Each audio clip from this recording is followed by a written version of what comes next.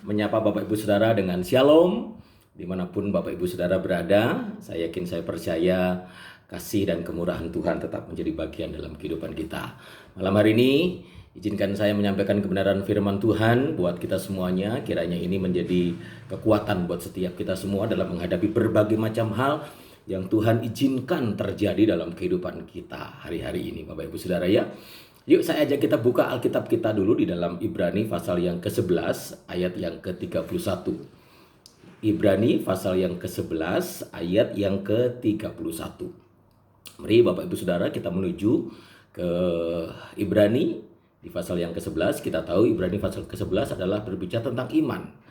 Dan kita akan ambil satu ayat saja dari Ibrani pasal yang ke-11, ayatnya yang ke-31 ya. Oke. Firman Tuhan berbunyi demikian.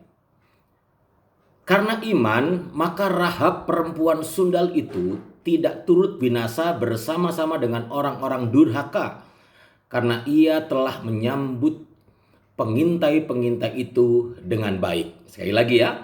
Karena iman, maka Rahab perempuan sundal itu tidak turut binasa bersama-sama dengan orang-orang durhaka, karena ia telah menyambut pengintai-pengintai itu dengan baik. Bapak Ibu Saudara, penulis Ibrani mencoba untuk menyoroti tentang pribadi yang luar biasa yang termasuk di dalamnya menjadi pribadi yang penuh dengan iman, ya kan? Nah, kita tahu Rahab dimasukkan ke dalam bagian pribadi yang termasuk dalam tokoh iman dalam Ibrani pasal yang ke-11 ini. Ya kan, dari rentetan banyak tokoh-tokoh iman, ternyata Rahab masuk dalam bagian disoroti oleh penulis Ibrani bahwa Rahab perempuan sundal itu termasuk di dalamnya menjadi tokoh iman. Nah, ini menarik buat kita semuanya. Kenapa kok bisa Rahab masuk dalam bagian dari tokoh iman yang disoroti, yang dieksplor oleh penulis Ibrani. Nah, ini menarik sekali untuk kita sama-sama pelajari Bapak Ibu Saudara ya. Dikatakan tadi bahwa perempuan sundal itu yaitu Rahab tidak turut binasa bersama-sama dengan orang-orang durhaka, yaitu orang-orang Yeriko, karena ia telah menyambut pengintai-pengintai itu dengan baik. Nah, sedangkan kita tahu bahwa Rahab itu kalau saudara baca di dalam Yosua pasal yang kedua ayat 1 sampai dengan ayat ke-13, Rahab itu punya latar belakang yang tidak baik, punya profesi yang kotor lah di hadapan banyak orang, karena Rahab itu adalah seorang perempuan sundal, perempuan yang kotor, perempuan yang berdosa, dan juga bukan keturunan Israel, tetapi masuk dalam bagian dari tokoh iman yang disoroti oleh penulis Ibrani. Nah, ini cukup menarik Bapak Ibu Saudara. Kita tahu bahwa Rahab itu seorang perempuan sundal, perempuan yang tidak baik secara kacamata manusia, seorang perempuan yang kotor karena profesinya yang memang pada saat itu dan sampai sekarang pun juga menjadi bahan perbincangan, bukan? Jadi perempuan kotor, perempuan yang berdosa. Ditambah lagi dia bukan bagian dari keturunan Israel. Kalau saudara baca dalam Yosua 2 ayat 1 sampai 13. Itu berbicara tentang apa yang dilakukan oleh Rahab, siapakah Rahab sesungguhnya, dan lain sebagainya. Tetapi kalau saudara baca juga di pasal yang ke-6 dari Yosua, Yosua 6 ayat yang ke-25, dikatakan di sana bahwa demikianlah Rahab perempuan sundal itu dan keluarganya serta semua orang yang bersama-sama dengan dia dibiarkan hidup oleh Yosua. Tuh, puji Tuhan saudara ya. Maka diamlah perempuan itu di tengah-tengah orang Israel sampai sekarang, karena ia telah menyembunyikan orang suruhan yang disuruh Yosua mengintai Yeriko. Jadi terakhirnya kita tahu Rahab dan seluruh kaum keluarganya itu diselamatkan dari kehancuran Yeriko dan tinggal bersama-sama dengan orang-orang Israel sampai sekarang. Nah, dalam Matius 1 ayat 5 kita tahu juga bahwa Rahab masuk dalam silsilah Yesus Kristus. Salmon memperanakkan Boas dari Rahab, Boas memperanakkan Obed dari Rut, Obed memperanakkan Isai. Nah, saudara, kalau saudara baca, Salmon memperanakkan Boas dari Rahab. Nah, ternyata Rahab itu adalah ibu dari Boas. Jadi masuk dalam silsilah. Ini menarik sekali saudara ya. Dalam Yakobus 2 ayat 25, dan bukankah demikian juga Rahab pelacur itu dibenarkan karena perbuatan-perbuatannya ketika ia menyembunyikan orang-orang yang disuruh itu di dalam rumahnya, lalu menolong mereka lolos melalui jalan yang lain. Jadi perjalanan hidup Rahab ini sungguh luar biasa Bapak Ibu Saudara ya. Luar biasa sekali, bahkan sampai akhirnya Rahab yang dulunya punya latar belakang negatif, yang dulunya bukan bagian dari Israel, yang dulunya adalah seorang yang berdosa dan kemudian kotor dan sebagainya, yang dulunya adalah perempuan yang punya profesi yang sangat-sangat negatif bagi kalangan masyarakat pada saat itu, bahkan sampai sekarang. Ternyata Rahab ini menjadi perempuan yang luar biasa dan masuk dalam silsilah Yesus Kristus. Bahkan dikutip oleh Ibrani, dikutip juga oleh penulis, oleh Yakobus. Nah, Bapak Ibu Saudara, apa yang membuat Rahab ini akhirnya disebutkan sebagai tokoh iman? Apa yang membuat, apa yang mendasari penulis Ibrani menyoroti kehidupan Rahab masuk dalam bagian orang-orang yang beriman? Pasti ada sesuatu yang telah dilakukan oleh Rahab yang membuat itu dia disebut sebagai orang yang beriman. Atau mungkin ya saudara ya, bukan hanya apa yang dilakukan. Kita tahu yang dilakukan sudah jelas, dia menyembunyikan pengintai-pengintai dari orang-orang Israel ketika mengintai Mesir. Tetapi ada hal yang lain yang perlu kita soroti Bapak Ibu Saudara, yang perlu kita pelajari. Yuk kita lihat dulu saudara ya, dalam Yosua pasal yang kedua ayat 8 sampai dengan 11. Yosua pasal yang kedua ayat 8 sampai 11. Saya akan bacakan buat kita semuanya Bapak Ibu Saudara ya. Yuk kita lihat dalam Yosua pasal yang kedua ayat 8 sampai 11. Dikatakan di sana begini. Tetapi sebelum kedua orang itu tidur, naiklah perempuan itu mendapatkan mereka di atas sotoh. Karena disembunyikan di atas sotoh, ditutup dengan jerami-jerami. Ayat 9 berkata begini. Dan berkata kepada orang-orang itu, aku tahu bahwa Tuhan telah memberikan negeri ini kepada kamu, dan bahwa kengerian terhadap kamu telah menghinggapi kami, dan segala penduduk negeri ini gemetar menghadapi kamu. Ayat 10, sebab kami mendengar bahwa Tuhan telah mengeringkan air laut Teberau di depan kamu ketika kamu berjalan keluar dari Mesir.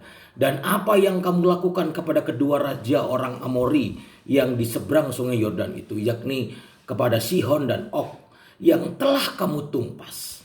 Ketika kami mendengar itu, tawarlah hati kami dan jatuhlah semangat setiap orang menghadapi kamu.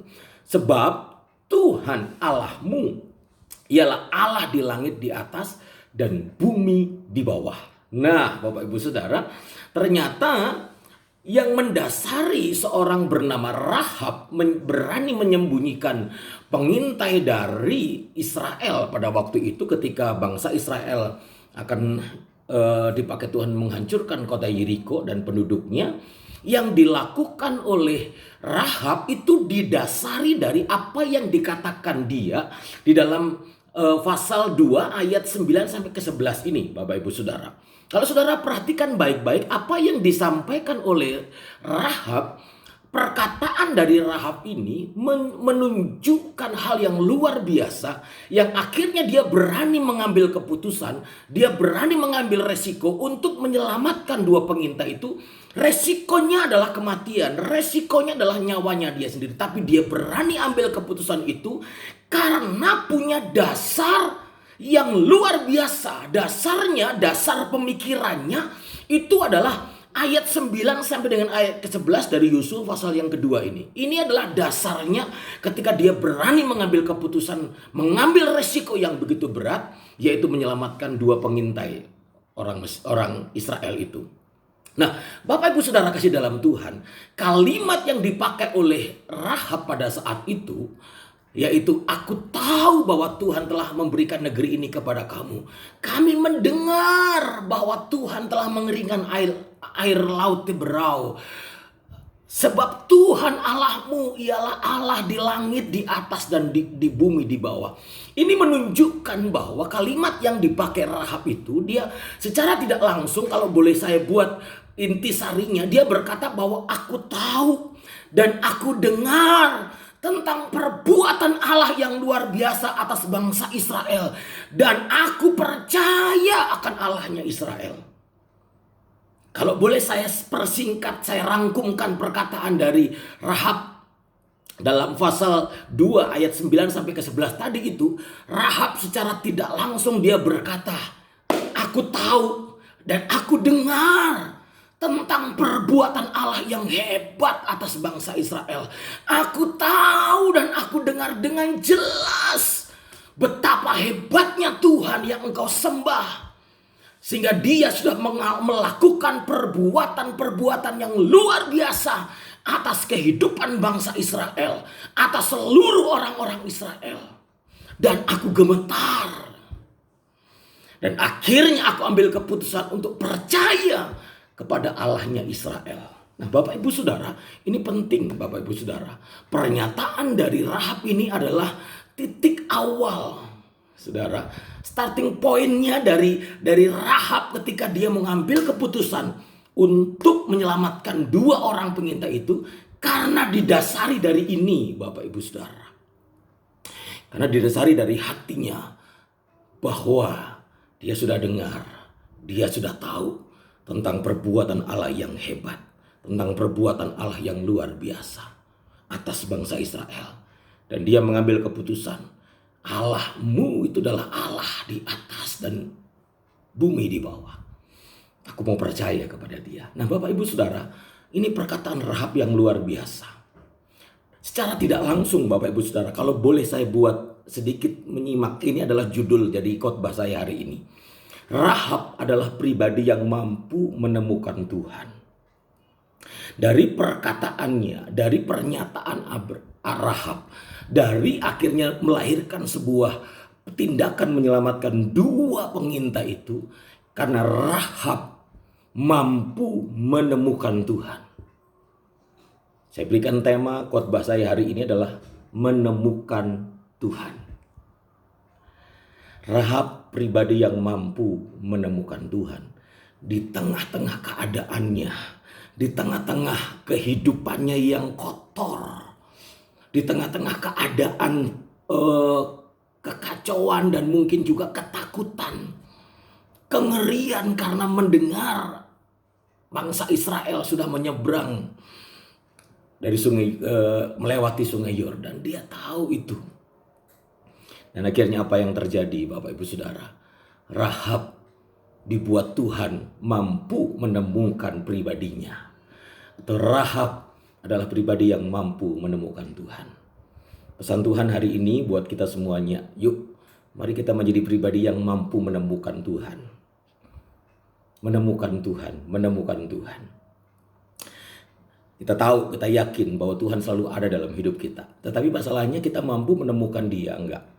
Menemukan pribadinya bukan berarti Tuhan itu hilang, bukan berarti Tuhan itu lagi kemana, jadi kita harus temukan, bukan. Tapi kita bisa nangkep, oh ini Tuhan yang sedang bicara. Oh ini Tuhan yang sedang menunjukkan sesuatu kepada saya. Oh ini Tuhan yang sedang menyatakan sesuatu, melakukan perbuatannya. Oh ini Tuhan yang sedang berbicara melalui sakit penyakitku. Oh ini Tuhan yang lagi menegurku saat aku diperhadapkan dalam situasi sulit perekonomian hari ini. Ini Tuhan yang lagi ngomong kepadaku. Aku temukan Dia saat aku menghadapi kesulitan demi kesulitan. Aku menemukan Tuhan saat aku diberkati. Ada banyak orang tidak bisa menemukan Tuhan selalu diberkati. Ada seorang teman ketemu dengan saya, Mas Adang, tahu nggak? Saya akhirnya bertobat dari hidup saya itu bukan karena saya lagi dalam kondisi kesulitan, bukan. Tapi saya lagi diberkati Tuhan. Ternyata hidup saya itu luar biasa. Tuhan berkati saya, padahal saya tuh begini dan begitu. Tapi Tuhan berkati saya. Sejak itu saya bertobat. Saya temukan Tuhan. Sejak saat itu saya menjadi pribadi yang gak sembrono lagi. Nah, Bapak Ibu Saudara, Rahab mampu menemukan Tuhan saat melihat dan mendengar melalui perbuatan Allah yang dahsyat atas Israel. Itulah yang akhirnya membangkitkan imannya dan mengambil keputusan untuk percaya akan Allah Israel. Nah, saudara, Rahab adalah pribadi yang mampu menemukan Tuhan. Nah, saya mau berikan kepada kita dua hal. Apa arti dari menemukan Tuhan? Ya, apa sih arti dari menemukan Tuhan? Dari peristiwa ini kita bisa menggarisbawahi dan kita bisa mengambil satu bahan perenungan buat kita. Apa sih arti dari mampu menemukan Tuhan itu? Yang pertama, yaitu saudara, saya buat kalimatnya seperti ini. Menemukan Tuhan adalah kepekaan kita dalam mengenali dan meresponi cara kerja Tuhan melalui berbagai macam peristiwa yang Tuhan izinkan terjadi dalam hidup kita. Sekali lagi ya saudara ya, menemukan Tuhan artinya kepekaan kita dalam mengenali dan meresponi, bukan cuma mengenali tapi sampai pada meresponi. Kepekaan kita dalam mengenali dan meresponi cara kerja Tuhan melalui berbagai macam peristiwa, berbagai macam pergumulan yang Tuhan izinkan terjadi dalam hidup kita. Itu yang dinamakan menemukan Tuhan. Beberapa waktu yang lalu ada seorang yang sempat kontak dengan saya. Saya lupa ingat saya ketemu dengan orang ini di mana, tapi dia kontak saya. Dia berterima kasih kepada saya. Loh, saya bilang, saya melakukan apa kok Bapak berterima kasih? Seorang Bapak. Dia berterima kasih karena begini begitu. Dan kemudian dia cerita, saya dalam kondisi yang waduh luar biasa sekali, kesulitan hidup saya sampai akhirnya membawa saya masuk dalam penjara. Nah, baru saya tahu, oh berarti ini adalah pribadi yang pernah ketemu saya di penjara. Saya tidak bisa mengenali semua orang-orang yang di penjara yang saya layani, tapi dia katakan saya pernah mendengar khotbah Bapak pada waktu saya ada di penjara. Oh iya. Terus kemudian dia cerita tentang kehidupannya dan sampai akhirnya dia katakan begini kesimpulannya, bahwa melalui peristiwa saya masuk di penjara, saya menemukan Tuhan. Jujur saya menemukan Tuhan di sana. Kalau Bapak perlu tahu, saya masuk penjara padahal saya tidak salah. Saya tidak tahu kenapa saya harus masukkan penjara. Dan saudara tahu, ternyata saya tanya kemudian, emang sekarang Bapak ngapain, kerjanya apa sekarang setelah keluar dari penjara? Saya baru tahu bahwa dia adalah seorang polisi, saudara. Dia seorang aparat, dia adalah seorang polisi, entah bagaimana akhirnya tanda kutip dia dikorbankan, dia harus masuk di penjara gitu. Tetapi sekarang ini dia berkata begini, ketika saya dimasukkan dalam penjara, awalnya saya nggak ngerti kenapa harus terjadi. Tapi ketika akhirnya saya tanda kutip menemukan Tuhan di dalam penjara itu, maka saya akan mengalami banyak perubahan dalam hidup saya. Dan saudara tahu, setelah dia keluar dari penjara, ternyata jabatannya dikembalikan lagi, Bapak Ibu Saudara. Sampai dia menangis cerita kepada saya, jabatan saya yang dulu saya tinggalin ketika saya harus masuk di penjara, ternyata saya nggak nyangka. Saya pikir ketika saya keluar dari penjara saya akan, ya sudah, saya lepas dari kepolisian. Ternyata dia balik lagi. Sekarang ini saudara, masih dinas di Jakarta, saudara. Dia dinas di Jakarta, seorang polisi. Wah, luar biasa sekali dia. Makanya setiap hari saya kirimkan renungan buat dia, terus kemudian saya kirimkan beberapa hal, dan dia terus kontak. Luar biasa sekali, Tuhan ajaib, mampu menemukan Tuhan di saat situasi-situasi yang mungkin bagi dia sulit. Karena menemukan Tuhan adalah kepekaan kita dalam mengenali dan meresponi cara kerja Tuhan melalui berbagai macam cara peristiwa yang Tuhan izinkan terjadi dalam hidup kita. Kalau saudara baca dalam Mazmur 23, Daud seperti pribadi yang mudah sekali berbicara tentang Tuhan. Kalau saudara lihat Mazmur 23, Daud bisa dengan gamblang dia mengidentifikasikan siapa Tuhan itu. Dia mudah sekali mendefinisikan Tuhan secara pribadi dalam hidupnya. Daud gampang sekali dia punya fantasi yang luar biasa tentang Tuhannya, karena dia tahu, dia kenal banget siapa Tuhan. Dia temukan Tuhan saat dia menghadapi kesulitan, dia temukan Tuhan saat dibimbing di air yang tenang, dia menemukan Tuhan saat Tuhan menyegarkan jiwanya. Dia menemukan Tuhan saat dia dituntun di jalan yang benar. Dia menemukan Tuhan saat dibawa Tuhan dalam lembah kekelaman. Dia mengalami ketakutan yang begitu luar biasa, tapi dia temukan Tuhan di sana. Dia mengalami gada dan tongkatnya Tuhan yang menghibur dia. Dia selalu bisa menemukan Tuhan. Nah, Bapak Ibu Saudara, luar biasa sekali kalau saudara baca berulang-ulang Mazmur 23. Daud mampu menemukan Tuhan di semua peristiwa yang terjadi dalam hidupnya. Itulah yang pertama, saudara, artinya ya. Yang kedua, arti menemukan Tuhan adalah selalu mengaktifkan iman dalam setiap perjalanan hidup kita dengan keyakinan bahwa Tuhan selalu ada di setiap musim hidup kita. Nah, yang kedua adalah selalu mengaktifkan iman dalam setiap perjalanan hidup kita dengan keyakinan bahwa Tuhan selalu ada di setiap musim hidup kita. Nah, ini penting Bapak Ibu Saudara. Enjoy your life. Jadi kita jalani kehidupan ini dengan iman dan aktifkan terus imanmu. Dalam segala keadaan kau beriman, Tuhan pasti akan tolong. Dalam situasi Tuhan pasti akan bela. Tuhan tidak pernah tinggalkanku. Tuhan selalu pegang kendali atas hidupku. Mari kita menjadi pribadi yang seperti itu Bapak Ibu Saudara. Paulus mengalami hal itu. Dalam segala hal kami ditindas. 2 Korintus 4 ayat 7 sampai 11. Dalam segala hal kami ditindas namun tidak terjepit. Dia rasakan Tuhan. Ketika dia ditindas dia temukan Tuhan. Buktinya dia dibuatnya tidak terjepit. Dia ketika dia habis akal, tidak putus asa. Dia beriman Tuhan pasti akan tolong. Dalam segala hal dia lihat selalu kemurahan Tuhan. Karena dia jalani hidupnya dengan iman Bapak Ibu Saudara. Hari ini firman Tuhan mengingatkan kita. Yuk kita mampu menemukan Tuhan di segala aspek hidup kita. Karena kita tahu bahwa Allah turut bekerja dalam segala sesuatu untuk mendatangkan kebaikan bagi setiap kita yang percaya. Roma 8 ayat 28. Nah, kuncinya begini Bapak Ibu Saudara, perhatikan baik-baik. Kalau engkau ingin menjadi pribadi yang selalu bisa menemukan Tuhan, kuncinya adalah mari kita terus bergaul karib dengan Tuhan. Pergaulan atau keintiman kita dengan Tuhan akan menghasilkan pada pengenalan secara pribadi. Dan pengenalan secara pribadi itulah yang akan membawa Anda dan saya pada kepekaan rohani yang tajam. Kita akan semakin peka dan mampu menemukan Tuhan. Dan kita juga akan terus menjalani kehidupan ini dengan iman. Setiap langkah demi langkah kita mampu menjalani semua dengan iman. Bapak Ibu Saudara, seorang Charles Finney, dia ini adalah seorang tokoh luar biasa di masa hidupnya 1792 sampai 1875. Di Amerika dia adalah tokoh pembangkit KKR yang luar biasa. Dia adalah membagikan tentang kehidupan kudus, holiness movement, kegerakan kekudusan. Dia berkata bahwa keadaan hati dan pikiran yang melihat Tuhan, perhatikan, menemukan Tuhan dalam segala sesuatu adalah bukti dari kebesaran hati yang selalu bersyukur. Nah, kalau hidup Anda dan saya menjadi pribadi yang mampu menemukan Tuhan dalam segala situasi dan keadaan, sesungguhnya Anda dan saya akan dibuat mudah untuk selalu bersyukur, untuk selalu mengucapkan terima kasih kepada Tuhan apapun yang terjadi. Saya tidak tahu apa yang saudara hadapi hari-hari ini, tetapi apapun keadaanmu, percayalah Tuhan tidak pernah tinggalkan kehidupanmu. Dia selalu ada. Sebab itu mampulah, miliki kemampuan untuk tetap bisa menemukan Tuhan di setiap kondisi dan apapun. Intinya adalah yuk kita pertajam kepekaan kita. Yuk kita makin intim dengan Tuhan. Pakai segala sesuatu dengan iman. Maka saudara dan saya akan menikmati berkat-berkat Tuhan yang luar biasa. Mari kita tundukkan kepala, kita responi firman Tuhan sebelum kita akan masuk dalam doa-doa kita. Terima kasih Bapa di surga.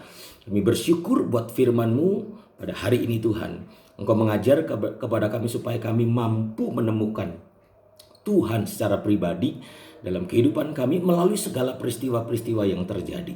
Sebab itu ya Tuhan, kami mohon kepadamu ya Tuhan, tolong mampukan kami. Buat kami menjadi pribadi yang punya antusias untuk makin dekat kepada Tuhan. Buat kami menjadi pribadi yang semakin bergairah untuk bergaul intim dengan Tuhan. Kami semakin mengenal Tuhan. Sehingga ketika kami semakin mengenal, Kau buat kami menjadi pribadi yang peka. Peka akan suara Tuhan.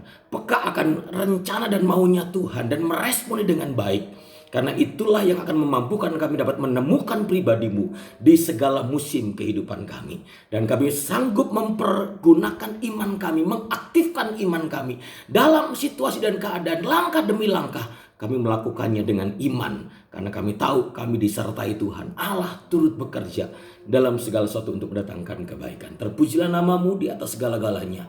Kami terima firman-Mu malam hari ini. Di dalam nama Tuhan Yesus Kristus. Haleluya. Amin. Puji Tuhan. Kiranya Tuhan Yesus memberkati. Saya serahkan kepada Saudari Elvin.